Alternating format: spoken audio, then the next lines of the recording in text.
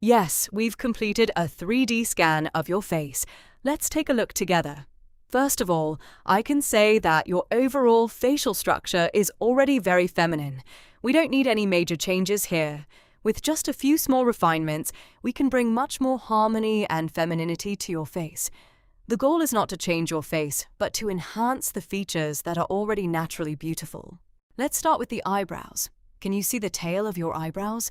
They sit slightly lower than ideal, which makes your eyes appear a little more tired. There are several ways to address this: an endoscopic brow lift, micropigmentation, or a surgical temporal lift. Personally, I think the most natural option here is a temporal lift. With a subtle lift of approximately 2 mm on the right side and about 1 to 1.5 mm on the left side, the eyes would appear more open, the gaze would become brighter, and the overall appearance would look younger and more refreshed. Now, let's move on to the nose. We can see a noticeable dorsal hump, along with a mild asymmetry and a slightly drooping nasal tip. Filler would not be sufficient in this case because the goal is not simply to lift the tip of the nose. The nasal tip needs a more elegant, feminine, and refined shape.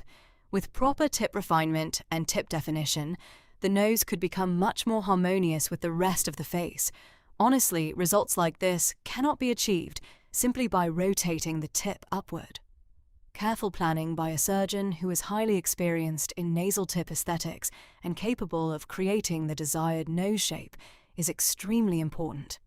Because for this face, the real transformation comes not from lifting the nose, but from giving the nasal tip the right aesthetic character. Now let's look at the lips. The distance between the nose and the upper lip is already very good, so I wouldn't want to significantly increase the volume of the upper lip. For this reason, I wouldn't consider a surgical lip lift in this case. Instead, we can place approximately 0.2 cubic centimeters of filler in the center of the upper lip.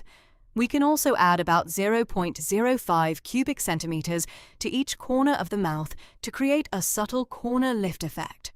For the lower lip, approximately 0.4 cubic centimeters of filler can be used to slightly improve projection. The goal here is not to make the lips bigger. The goal is to create better balance between the lips and the rest of the face and to achieve a more feminine profile. Now let's look at the chin. We can see a mild chin retrusion. Because of this, the nose appears slightly larger and the lower third of the face appears a little shorter. There are major surgical options for this, such as sliding genioplasty or orthognathic surgery. However, I honestly don't think those procedures are necessary at this stage. Instead, we could increase chin projection with approximately 1 to 1.5 cubic centimeters of chin tip filler.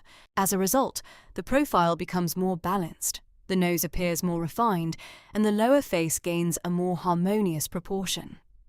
And as you can see, with just a few small refinements, without changing the natural character of your face, we can achieve a much more feminine, balanced, and aesthetically pleasing appearance.